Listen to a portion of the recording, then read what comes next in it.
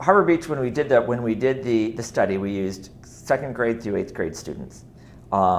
During the course of that study, we also added some 9th grade students, and since then, and that was a year and a half ago, so this past school year, the 08-09 school year, Harbor Beach was so impressed with, the administration was so impressed with the data that we got from the study, and with the improvement in academic scores that the students were experiencing.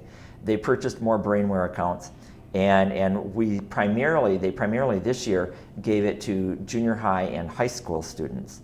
And we did some high school students a year and a half ago too, also towards the end of the year. And we've been very pleased with what we've seen. In fact, that first spring, we had a student, high-performing student in the district, and he had taken his ACTs twice and had scored in the low to mid 30s on all of his scores except for his reading score, which at first time was a 22 and second time was a 21. And so the superintendent called me in and said, you know, we've got this kid and we can't figure out where we have failed him. And that's the impression, and that is the attitude that Harbor Beach has towards all of their kids. If they're not performing where they should be, then what have we done that has failed them? What can we do to correct our errors, not their errors? Because it's our fault that they're not performing where they should be. He said, do you think BrainWare will do some good? I said, you know what? I don't know.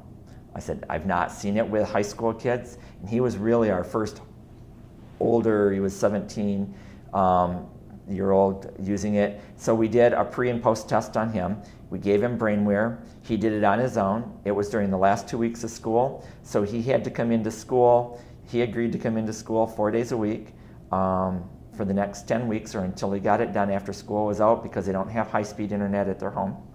And he did, and when he got done, he called me, and I came in and we post-tested him, and I was really disappointed with the results, because the results were practically identical. There was no statistical change in the pre and post testing.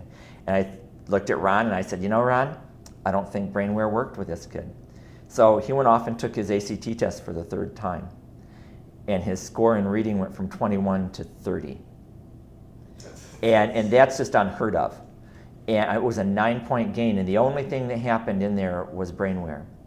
And so we sat down and said, what's happening? And we took even a deeper look, I think, at what BrainWare claims will happen and what they do. And on the program, you've got the skill button that tells you these are the skills it works on. And Sarah had said, well, you know, it works not just in isolation, but at integrating skills.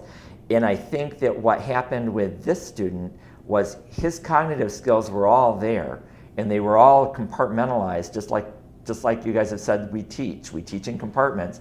And what BrainWare did for this kid was they took them and blended them together so that they could communicate to each other and learned how to communicate. And I will tell you that the same thing happened this year, because Harbor Beach uses the ACT test as one of the measures for determining class rank.